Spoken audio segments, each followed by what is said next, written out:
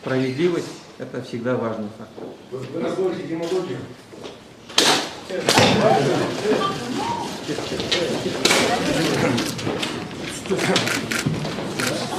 Позор вам!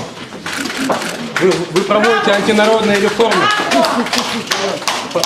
Подайте в отставку сами уж. Привет, мы вам из Караганды, кстати. Откуда вы сами родом. Я ваш земляк. Не позорьте вообще Караганду. Это кто?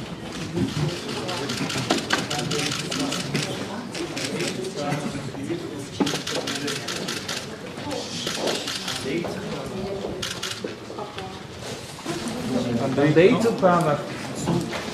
Султанов. Почему вы уходите? Я сейчас подойду. К вам вопрос. Я сейчас подойду. Подойду. Подойдите.